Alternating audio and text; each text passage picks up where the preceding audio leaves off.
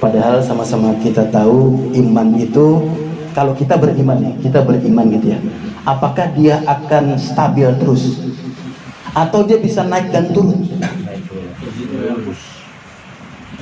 Kalau kita sudah beriman nih, apakah keimanan kita akan stabil terus atau dia kadang bisa naik kadang bisa turun?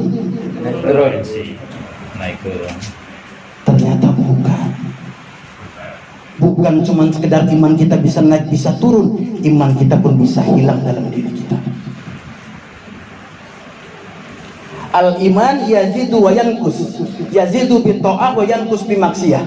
Dia bisa naik, dia bisa turun. Dia naik kalau kita taat kepada Allah, dia turun kalau kita bermaksiat kepada Allah. Tapi di luar itu iman pun bisa hilang dalam diri kita. Kapan dia hilang dalam diri kita? Lantaran 3 sebab. Kalau pertama, kalau ada orang beriman ketika dia beraktivitas, dia menduakan Allah, dia menyekutukan Allah, dia mensyirikkan Allah, mencari tandingan Allah, berselingkuh kepada selain Allah, maka detik itu juga imannya keluar, diganti dengan kesyirikan. Yang tadinya dia beriman, mukmin, maka menjadi musyrik. Yang pertama, iman hilang. Yang kedua, iman pun bisa hilang. Kalau orang sudah masuk ke dalam Islam, dia beriman, ada iman dalam dirinya, lalu ada perintah-perintah Allah datang kepadanya, dia tidak kerjakan perintah-perintah itu. Udah beriman dia, tapi ada perintah-perintah Allah, dia tidak tunaikan, dia tidak kerjakan, dia tinggalkan. Maka sejak detik itu imannya pergi dalam dirinya, yang adalah sifat fasik. Jadi yang tadinya mukmin beriman menjadi fasikun, menjadi orang-orang yang fasik. Yang ketiga, orang kalau sudah dirinya beriman, ada keraguan tentang kebenaran Islam, ada keraguan tentang kebenaran Allah. Jadi zahirnya seperti orang beriman, tapi dalam hatinya tidak yakin Allah itu benar, Islam itu benar. Maka detik itu juga imannya pergi, yang keluar adalah sifat nifaq. Maka yang tadinya beriman menjadi munafik. Jadi iman bukan sekedar naik dan turun, iman bisa hilang. Maka perlu kita pastikan, kita jaga, kita pelihara agar tak ada dalam diri kita. Karena apa? Ketika sakaratul maut, ujian itu berat. Kalau tidak sempurna iman kita, tidak kokoh iman kita, kita khawatir ketika dipanggil oleh Allah dalam keadaan iman kita serendah-rendahnya, sehingga mudah iblis dan setan menggoda kita. Maka kalau coba kita melihat orang yang mampu mengucapkan kalimat la ilaha illallah, siapa kira-kira? Orang yang mampu dan dimudahkan oleh Allah ketika sakaratul mautnya mengucapkan kalimat la ilaha illallah, siapa kira-kira? Orang yang menjaga keimanannya. Orang yang menjaga keimanannya selama dalam kehidupannya. Dan Rasul sudah mengajarkan kepada kita, zadidu imanakum kul la ilaha illallah. Perbaharui, sempurnakan, kokohkan, mantapkan iman kalian dengan sering-sering mengucapkan kalimat la ilaha illallah Muhammad Rasulullah. Ikhwan fillah rahmatullah, ada kisah yang menarik. Sepanjang pengalaman saya mendampingi orang sakaratul maut, ternyata mayoritas mereka bisa mengucapkan atau tidak bisa mengucapkan kira-kira? Tentang kalimat itu ketika sakaratul maut. Tidak bisa. Ternyata pengalaman saya mendampingi orang tua, saudara, tetangga atau family yang ketika sakaratul maut saya dampingi, mayoritas tidak sanggup mengucapkan kalimat la ilaha illallah Muhammad Rasulullah. Tidak sanggup mereka. Dari sekian puluh yang saya pernah alami, cuma 2 yang pernah saya saksikan, dia sanggup ketika detik-detik ajalnya mampu mengucapkan la ilaha illallah Muhammad Rasulullah. Ternyata ketika saya pelajari kepada ahli warisnya, keluarga yang ditinggalkannya. Apa sih amalan yang mereka lakukan sehingga ketika kondisi yang paling berat sakaratul maut masih sanggup menjaga imannya, masih sanggup mengucapkan kalimat la ilaha illallah. Ternyata dari dua orang ini ada benang merahnya. Ada amal-amalan yang dilakukan oleh mereka berdua sama amalannya. Ini pelajaran buat kita nih. Jadi telah diajak ngobrol, diskusi, amalan apa sih dari dua orang ini kok bisa ketika akhir hayatnya mengucapkan kalimat la ilaha illallah. Yang pertama tuh orangnya namanya Kiai Haji Abdullah Toha. Beliau ulama di daerah Kramat Sentiong, di daerah Pasar Senen, dan beliau masih kerabat dengan saya juga. Jadi ketika sakaratul maut saya mendampingi beliau. Itu ketika beliau meninggal, wafat, yang mengiringi itu dari mulai apa, kalau di Pasar Senen ada toko-toko buku tuh, kuitang. Dari mulai kuitang itu bang, udah separuh jalan penuh dengan jamaah sampai masuk ke Kramat Sentiong, sampai masuk ke kuburannya. Itu bukan ratusan, bukan ribuan lagi, sudah jutaan orang yang menghadiri jamaahnya, jenazahnya. Perhatikan, ini sudah menjadi gambaran buat kita. Orang kalau benar dan baik dalam hidupnya di dunia, tercermin ketika dia tidak ada, orang merasa ditinggalkan. Karena saya pernah saksikan di Perumnas ini, saya nggak sebutkan Perumnas nanti nggak enak. Di telepon tat, si fulan meninggal. Itu jam 12. Jadi meninggalnya di rumah. Saya datang ke sana. Biasa orang kalau tazkiyah orang meninggal berapa lama biasanya? Berapa menit kira-kira? Tazkiyah. 15 menit. Ya 10, 15, lama-lama setengah jam, paling lama-lama 1 jam lah kalau pas ngobrol-ngobrolnya ya. Kalau ketemu dengan tangga lain sambil ngobrol sejam lah, terus kita bisa tinggalkan. Itu setengah jam saya nggak bisa tinggalkan, 1 jam nggak bisa saya tinggalkan, 2 jam nggak bisa saya tinggalkan, baru bisa ditinggalkan jam 4 sore. Tahu sebabnya kenapa? Nggak ada orang yang nungguin. Jadi ketika ada orang gantian tazkiyah, baru bisa serah terima dengan saya, tinggalkan. Itu cerminan orang ketika dihidupkan oleh Allah di dunia, tidak memberikan manfaat, tidak banyak manfaatnya, terlihat tercermin dari sifatnya. Bagaimana orang-orang sekitarnya mengiringi jenazahnya, mengurus jenazahnya, terlihat dari sana. Nah, kembali ke kisah tadi itu. Ternyata dua orang tadi ini kalau ditelusuri kepada ahli warisnya, keluarga-keluarganya, ada benang merahnya. Dua orang ini ternyata amalan-amalannya hampir sama. Sampai Allah berikan kemudahan ketika akhir hayatnya mengucapkan kalimat la ilaha illallah. Apa amalannya?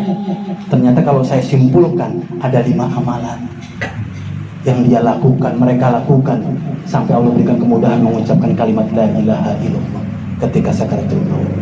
Pertama, penjelasan keluarga-keluarga mereka, almarhum ini orang-orang yang menjaga sholatnya. Perhatikan, yang menjaga sholatnya.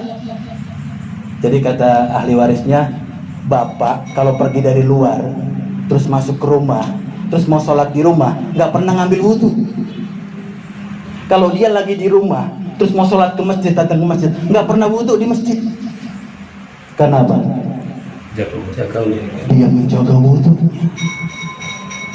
Kalau kita kan di mana-mana wudhu ya, di rumah wudhu, masjid wudhu gitu kan, karena batal terus. Beliau ini jaga wudhunya sedemikian rupa, maka terjaga juga sholatnya. Orang kalau wudhunya sudah terjaga, tangannya suci, matanya suci, hatinya suci, kakinya suci, mudah nggak diajak maksiat kira-kira anggota tubuh? Akan terjaga. Kenapa kita mudah kadang-kadang bermaksiat? Karena tidak dijaga wudhu kita. Jadi pertama, di antara mereka semua itu menjaga sholatnya. Yang kedua, mereka istiqomah untuk bersedekah. Ini pelajaran buat kita juga nih. Kalau kita nih biasanya di rumah, ada orang tok, assalamualaikum, kita tengok dari jendela, udah pasti nih minta sumbangan atau minta bantuan atau anak yatim dan seterusnya lah. Baru sering banget begitu kan. Apa yang kita lakukan biasanya? Nggak dibuka. Kadang nggak dibuka apa ya? Masya Allah, padahal sunnahnya orang assalamualaikum si jawab waalaikumsalam. Ini pintu nggak dibuka malah coba. Kadang-kadang udah kita buka, apa yang kita bilang? Maaf ya Pak, maaf ya Mbak, maaf ya Dek. Gitu. Nah, dua orang ini ketika ada orang datang ke rumahnya untuk minta sedekah, belum pernah ada satupun orang keluar tanpa bawa uang. Karena ternyata saya perhatikan di pojokan rumahnya itu ada kayak kaleng kerupuk yang tutupnya bundernya gede gitu, tapi nggak ditutup. Dan isinya uang, 1.000-an, 5.000-an, 10.000-an, sampai ratus juga ada di situ. Awalnya saya pikir ini kayak semacam celengan, tapi celengan nggak ditutup gitu. Ternyata baru tahu dari familinya kalau itu memang dana yang disiapkan untuk sedekah. Jadi siapapun yang datang pasti diambilkan dari uang itu. Jadi yang pertama, istiqomah menjaga sedekahnya. Yang ketiga, dia senantiasa menjaga hartanya, jangan sekalipun bercampur dengan yang haram. Sehingga dua orang ini terlihat dari mata pencarian, dari pekerjaan terlihat dia menjaga betul. Apa kerjanya? Kayak Haji Abdullah Toha itu dari dia mulai remaja sampai dia wafat itu dagang, ngambil peci dari Gresik, dari Surabaya, sarung, gamis gitu, dulu dijual di emperan masjid itu, yang sampai sekarang dia jadi imam besar di situ, sampai dinikahkan oleh ulama di situ, sampai dia meninggal pun masih jualan itu. Kalau bahasa kita orang bisnis apa? Maju nggak kira-kira itu orang itu? Dari masih muda jualan peci sama sarung, sampai dia meninggal jual peci sama sarung juga. Mungkin kita beranggapan ini orang nggak berhasil bisnisnya, gagal bisnisnya. Masa dia dulu sampai sekarang cuma begitu doang? Itu karena dia istiqomah menjaga hartanya, jangan sekalipun bercampur dengan yang baik. 3, yang keempat, dia jaga silaturahim. Dan saya masih ingat tuh waktu saya masih kecil, beliau tuh ternyata paling sering datang ke rumah. Waktu rumahnya masih di Kerawang, sebulan sekali dia datang. Pas rumahnya pindah ke Kramat Sentiong di Pasar Senen, seminggu sekali dia datang ke rumah. Sampai akhir hayatnya seminggu sekali datang ke rumah. Dan dua orang itu punya amalan yang sama, 4 tadi. Dan yang hebatnya yang terakhir, yang kelima, ini amalan sama-sama dilakukan oleh mereka semua. Kata sanak saudaranya, orang ini, almarhum ini setiap waktu, setiap kesempatan lalu membasahi bibirnya, lisannya dengan zikir. Dan tidak ada zikir yang paling afdol dia baca, dia lantunkan, dia lafazkan kecuali kalimat la ilaha illallah Muhammad Rasulullah. Karena sama-sama kita tahu afdolul zikrin la ilaha illallah. Itu yang mereka lakukan sampai ketika sakaratul maut, dimudahkan oleh Allah, mereka bisa mengucapkan kalimat la ilaha illallah. Maka sejak saya tahu rahasia-rahasia itu, berusaha untuk mengimplementasikan dalam setiap kesempatan, setiap waktu. Kalau saya sedang sendiri atau di mobil atau di jalan atau di kantor, sering mengucapkan kalimat la ilaha illallah. Itu kalau saya artikan kalimat la ilaha illallah, itu tanpa sadar kadang-kadang kita meneteskan air mata. Kita ucapkan kalimat la ilaha illallah, kita ingat 23 tahun Rasul berdakwah, kalimat ini yang dia perjuangkan dengan pikirannya, dengan tenaganya, dengan waktunya, bahkan dengan nyawanya dipertaruhkan. Terus kita ucapkan kalimat itu la ilaha illallah, maka orang beriman pasti terenyuh hatinya. Maka terus kita lantunkan kalimat la ilaha illallah, la ilaha illallah, agar dengan ucapan itu Allah mudahkan kita ketika sakaratul mengucapkan la ilaha illallah. Bahkan ketika kita baca lebih lengkap lafaznya, asyhadu an la ilaha illallah wa asyhadu anna Muhammadar Rasulullah. Lalu kita artikan, ya Allah, sudah benar-benarkah saya diberikan usia dan umur ini hanya menjadikan Engkau, ya Allah, menjadikan Engkau sebagai ilah, sebagai Rabb yang kami ibadahi, atau jangan-jangan ada kesempatan yang kami jadikan ilah-ilah lain selain dirimu. Dan apakah engkau telah utus Muhammad Rasulmu, kekasihmu, sudah benar-benar kita jadikan contoh dalam kehidupan kita? Kita ikuti segala tingkah lakunya, hadis-hadisnya, sunnah-sunnahnya, atau kita masih jadikan orang-orang lain, tokoh-tokoh lain sebagai panutan? Maka kadang-kadang kalau saya membaca kalimat itu, tanpa sadar kita teteskan air mata, karena ternyata kita belum sungguh-sungguh memahami kalimat la ilaha illallah. Ternyata kita belum sungguh-sungguh menjalankan kalimat la ilaha illallah, belum sungguh-sungguh mengimplementasikan kalimat la ilaha illallah. Maka saya terus belajar untuk mampu, mudah, ringan mengucapkan kalimat la ilaha illallah. Jadi asyhadu an la ilaha illallah wa asyhadu anna Muhammadar Rasulullah. Sama-sama. Asyhadu an la ilaha illallah wa asyhadu anna Muhammadar Rasulullah. Sekali lagi. Asyhadu an la ilaha illallah wa asyhadu anna Muhammadar Rasulullah. Ya Allah, kami sungguh-sungguh bersaksi kepadamu dengan ikhlas, dengan lapang dada, dengan keyakinan yang sungguh-sungguh bahwa tidak ada ilah kecuali Engkau yang kami ibadahi, ya Allah. Dan kami bersaksi dengan sungguh-sungguh, dengan ikhlas, dengan lapang hati, dengan totalitas bahwa Muhammad itu adalah Rasulmu, dan kami siap untuk ittiba, berqudwah, mencontoh kepada Rasul. Dan kami berharap dengan ucapan kalimat la ilaha illallah, Allah mudahkan kita mati dalam keadaan husnul khotimah. Amin, amin ya rabbal alamin. Ikhwan fillah rahmatullah. Jadi tidak ada perkara yang paling penting dalam kehidupan ini kecuali iman. Dan iman itu bukan cuma sekedar lisan, bukan cuma sekedar hati, tapi apa? Al-iman apa? Tasdiqu bil qalbi, ikrar bil lisan, jawab bil amal. Keyakinan yang tertanam dalam hati, diucapkan dengan lisan, diimplementasikan, dibuktikan dengan amal. Maka kisah paman Rasulullah SAW ini pelajaran besar buat kita semua. Sepanjang perjuangan Rasulullah, tidak ada manusia, tidak ada orang yang pembelaannya begitu besar dibandingkan paman Rasul. Saya paman Rasul namanya Abu Thalib.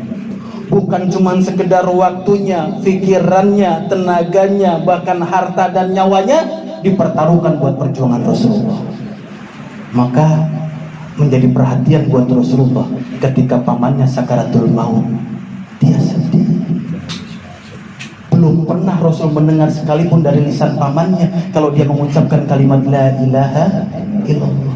Maka dihampiri pamannya, didekati pamannya, diajarkan talqin, diajarkan ucapan kalimat la ilaha illallah Muhammadar Rasulullah. Tapi memang sejarah membuktikan pada saat itu pun paman-paman Rasul yang lain pun menghampiri Abu Thalib. Nah, disinilah iblis lagi-lagi menggoda. Apakah dia ikut Rasulullah atau ikut paman-pamannya yang lain? Ternyata fakta sejarah membuktikan apa? Dia mengikuti paman-paman yang lain dan tidak mengucapkan kalimat la ilaha illallah. Maka sedih Rasulullah, sedih sesedih-sedihnya. Orang yang begitu totalitas membantu perjuangannya digaransi oleh Allah akan kekal selama-lamanya di neraka karena tidak mengucapkan kalimat la ilaha illallah. Rasul sedih sedemikian rupa, tapi dihibur oleh Allah. Melalui malaikat Jibril disampaikan kepada Rasulullah, ya Rasulullah, kami berikan kabar gembira untuk menyenangkanmu. Walaupun pamanmu tidak mengucapkan kalimat la ilaha illallah, Allah berikan kabar pamanmu akan mendapatkan azab neraka yang paling ringan. Senang gak kira-kira Rasul? Senang gak kira-kira? Dihibur oleh Allah melalui Jibril, disampaikan kepada Rasulullah, ya Rasul, Allah berikan keringanan azab di nerakanya. Jika lawan di neraka diseret ke sana kemari, Abu Thalib enggak kemana-mana, cuma duduk saja di neraka. tapi dipakaikan trompa dari neraka. Trompa itu apa? Sendal. Diambil trompa dari neraka, dipakaikan kedua kakinya sampai mendidih otaknya. Itu kabar gembira untuk menyenangkan Rasul, tapi tetap saja kondisinya, posisinya ada di neraka. Maka ikhwan billah rahmatullah, setiap kesempatan, setiap waktu, setiap ada kajian, prioritaskan kajian iman. Kalau iman kita sudah benar, iman kita sudah lurus, insya Allah Allah mudahkan untuk urusan yang lain, untuk syariat-syariat yang lain. Kenapa hari ini orang banyak bercerai-berai, bergesekan, bermusuhan, beda sedikit musuhan, beda kunut nggak kunut, pisah saudara, ya kan? Pakai beduk nggak pakai beduk, putus, tadinya kawin jadi cerai, gara-gara beduk. Karena apa kira-kira? Karena belajarnya tidak dimulai dari iman. Insya Allah orang yang paham kalimat la ilaha illallah Muhammadar Rasulullah, Allah akan selamatkan dia baik dunia maupun akhirat. Jaga iman kita, pelihara iman kita, kuatkan iman kita. Dengan apa? Mendawamkan ucapan kalimat la ilaha illallah, pahami kalimat itu, jalankan kalimat itu, perjuangkan kalimat itu. Insya Allah ketika kita diwafatkan oleh Allah, diberikan kemudahan mengucapkan kalimat la ilaha illallah. Yang hak datang dari Allah, kelemahan, kekurangan, hilaf dan salah datang dari saya pribadi. Akhiru da'wana alhamdulillahirabbil alamin. Jazakumullahu khairan katsiran. Assalamualaikum warahmatullahi wabarakatuh. Waalaikumsalam warahmatullahi wabarakatuh.